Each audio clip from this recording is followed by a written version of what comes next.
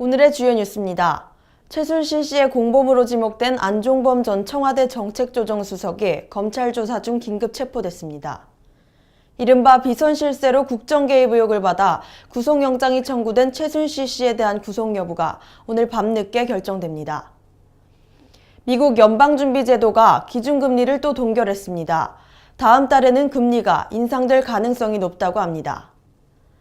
토트넘의 손흥민 선수가 친정팀 레베쿠천을 상대로 챔피언스리그 경기에 선발 출전했지만 침묵했습니다.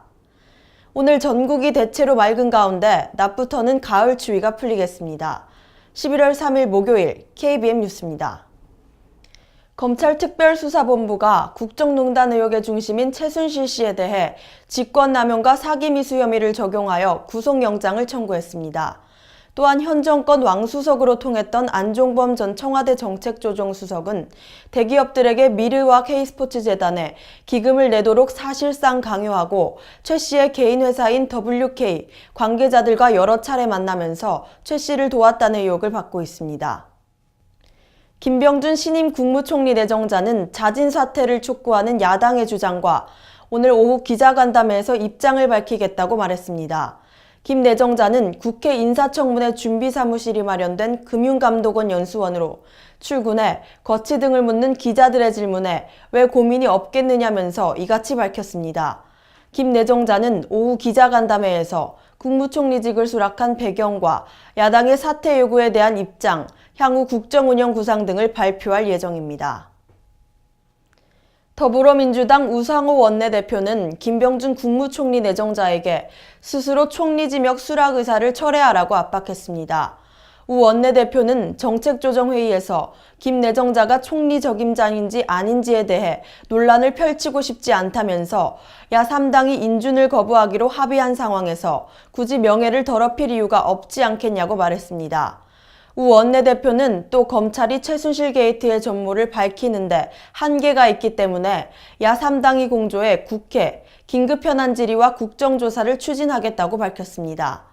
우 원내대표는 현안 질의와 국정조사는 지금까지 쏟아졌던 모든 의혹을 총정리하고 밝혀지지 않은 추가 의혹에 대해서도 진상의 흐름과 얼개를 자세히 보고하는 자리가 될 것이라고 설명했습니다. 미국의 중앙은행인 연방준비제도가 연방기금 금리를 또 동결했습니다. 지난해 12월 인상 이후 11개월째 기준금리 동결입니다. 연준은 오늘 연방공개시장위원회 FOMC 회의를 마치고 발표한 성명에서 현재 0.25에서 0.5%인 기준금리를 유지한다고 밝혔습니다. 미국 금융시장에서는 연준이 대선을 앞두고 선거에 영향을 미치지 않기 위해 금리를 동결했으나 다음 달에는 금리를 올릴 것으로 보고 있습니다. 수출의 계속되는 감소로 19개월 연속 감소하다 8월에 겨우 반등했지만 9월, 10월에 3.2% 줄어 419억 달러에 그쳤는데 결정적 원인은 자동차 파업과 갤럭시 노트 7 단종 사태입니다. 이런 일회성 요인 외에도 가장 큰 요인은 최대 시장 중국, 미국으로의 수출 감소폭입니다.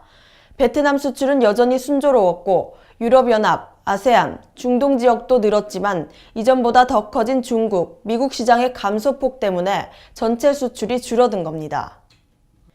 일산경찰서는 노인들을 상대로 건강기능식품, 허위 과대 광고로 19억 원 상당의 부당이득을 챙긴 협동조합 이사장 A씨와 지역지사장 등 23명을 식품위생법 위반 등의 혐의로 입건했다고 밝혔습니다. 노인들은 좋은 농산물과 식품을 공급받고 지인이나 가족을 조합원으로 모집하면 높은 배당금을 받을 수 있다는 기대감에 서슴없이 지갑을 열었던 것으로 밝혀졌습니다. 경찰 관계자는 식품은 식품일 뿐 의약품이 아니라며 허위 과대 광고에 현혹되지 말 것을 당부하고 노인 등 사회적 약자를 울리는 유사 업체가 더 있을 것으로 보고 수사를 확대할 방침입니다. 일산경찰서는 지난 10월 28일 서울시 은평구 모 버스회사 노조위원장 및 회사 인사총 책임자 등 3명을 배임수재 및 강요죄로 입건했습니다.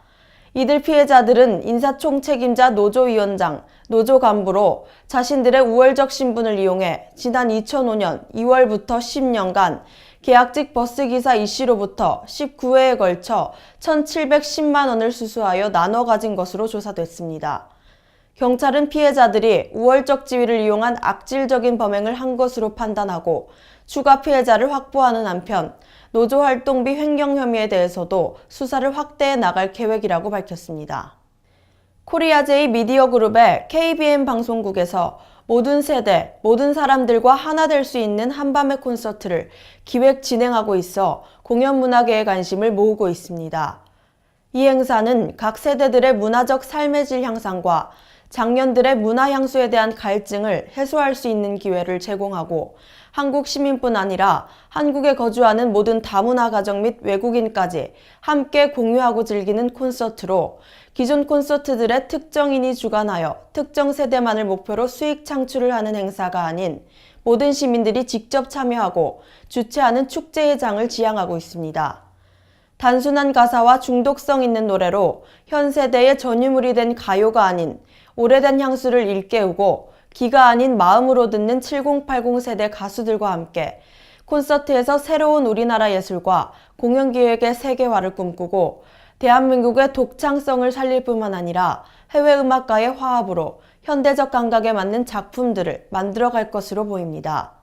한편 이번 11월 한밤의 콘서트는 과천시민회관 대극장에서 18일에 진행되며 1981년 서울국제가요제로 데뷔하여 서울 패밀리로 활동하며 내일이 찾아와도를 부른 가수 위일청, 젊은 미소, 금연, 가버린 친구에게 받침 등을 부른 밴드 건아들, MBC 대학가요제 출신으로 TBC 해변가요제에서 장려상을 수상하고 바람과 구름, 내가, 지나간 옛 추억 등을 부른 밴드 장남들, 뭐예요, 바빠서, 사랑은, 거짓말 등으로 트로트나 발라드, 통기타로 많은 사랑을 받고 있는 가수 이순아, 사랑의 소용돌이, 사랑이 벌거더냐, 술잔의 키스 등을 부른 가수 정주가 참여하고 신인 가수 박효주와 엉클K로 유명한 가수 강구원이 출연합니다. KBN 방송에서는 이번 축제를 계기로 전국을 돌며 각 지역의 소외된 시민들을 위해 사랑을 나누자는 마음으로 이 콘서트를 준비하게 되었다고 밝혔습니다. 또한 공연 수익금의 일부는 소외된 이웃과 자선단체에 기부한다고 밝혔습니다. 배우 엄태웅이 성매매 혐의로 벌금 100만 원을 부과받았습니다. 수원지검 성남지청은 오늘 엄씨를 성매매 알선 등에 관한 법률 위반 혐의로 벌금 100만 원에 약식 기소했습니다. 이와 관련해 엄태웅은 오늘 저녁 소속사를 통해 응원하고 아껴주셨던 많은 분들께 실망감과 걱정을 끼쳐드려 진심으로 죄송하다며 공식 사과했다고 밝혔습니다. 또 가장 큰 상처를 받았을 가족들에게 제일 미안하다며 자신 때문에 생긴 상처가 조금씩이라도 아물 수 있도록 시간이 오래 걸리더라도 최선을 다하겠다고 덧붙였습니다. 의리 파이터로 불리는 배우 김보성 씨가 오는 12월 소아암 어린이들을 돕기 위한 격투기 대회 출전으로 화제를 모았는데요. 김보성 씨의 아내도 선행에 동참했습니다. 지난 9월 남편이 소아암 어린이들에게 기증하기 위해 약 1년 넘게 기른 머리카락을 기증한 데 이어 2달 만에 아내도 기증을 결정한 겁니다. 그녀가 잘라낸 모발은 무려 35cm. 여성들에게 머리카락은 때로는 분신처럼 느껴지기도 하는데요. 남편의 좋은 뜻을 함께 실천하기 위해 3년간 기른 머리카락을 자른 겁니다. 이들 부부가 기증한 머리카락은 소아암 어린이들의 가발 제작에 사용됩니다. 토트넘의 손흥민 선수가 친정팀 레베쿠첸을 상대로 챔피언스 리그 경기에 선발 출전했지만 침묵했습니다. 손흥민은 영국 런던 웸블리 스타디움에서 열린 2조 조별리그 경기에서 최전방과 측면 공격수 자리를 오가며 득점을 노렸지만 슈팅을 기록하지 못하고 후반 28분 벤치로 물러났습니다. 이로써 손흥민은 지난 9월 28일 챔피언스리그 경기 이후 한 달 넘게 골 침묵을 지켰습니다. 토트넘은 후반 20분 결승골을 내주고 1대0으로 조 3위로 한 계단 떨어졌습니다. 시애틀과의 1년 계약에서 자유의 몸이 된 이대호 선수가 미국과 일본 그리고 한국 복귀의 선택에 서 있어 팬들의 궁금증을 유발하고 있습니다. 마이너리그 계약으로 메이저리그 입성을 위한 노력의 대가를 입증한 이대호 선수가 계약이 마무리되면서 다음 시즌 행선지에 시선이 쏠리고 있습니다. 아직 아무것도 결정한 것은 없다고 강조한 이대호가 내건 조건은 많이 뛸 수 있는 팀입니다. 전성기의 기량을 자랑하는 거포 이대호가 2017년에는 어디를 선택할지 기대가 됩니다. 오늘 낮부터는 가을 추위가 누그러지겠습니다. 전국이 대체로 맑은 가운데 서울의 낮 기온 15도까지 올라 공기가 한결 부드럽겠는데요. 내일 금요일에는 기온이 좀 더 올라 평년 기온을 회복하겠고 주말까지 기온이 오름세를 보이면서 활동하기 좋겠습니다. 기온은 오르지만 오늘 서해상에서 미세먼지가 유입되면서 충청, 호남, 제주는 오후에 미세먼지 농도가 나쁨 단계를 보이겠습니다. 현재 아침까지 중부 일부에 내리던 비, 눈은 그쳤고요. 수도권 지역으로 연무가 끼어 있는 상태입니다. 대기도 계속해서 건조하니까요. 불씨 조심하셔야겠습니다. 오늘 우리나라는 중국 상해 부근에서 동진하는 고기압의 영향을 받아 전국이 대체로 맑겠습니다. 오늘 낮 동안 어제보다 기온 큰 폭으로 오릅니다. 서울 15도, 강주와 부산 16도가 예상됩니다. 내일 아침 기온 서울 7도, 강릉 9도, 부산 8도가 예상되고 한낮에는 서울 16도, 강릉 19도, 부산 18도까지 오르겠습니다. 모레 토요일에도 기온이 오름세를 유지하면서 활동하기 좋겠습니다.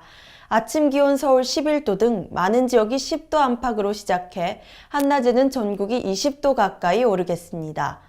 오늘 동해 먼바다를 중심으로 바람이 강하게 불겠고 물결도 최고 3m로 높게 일겠습니다. 다음 주 월요일 중서부 지방에서 비가 시작돼 화요일에는 전국으로 확대되어 내리겠습니다. KBM 뉴스 모두 마칩니다. 함께해 주신 여러분 고맙습니다.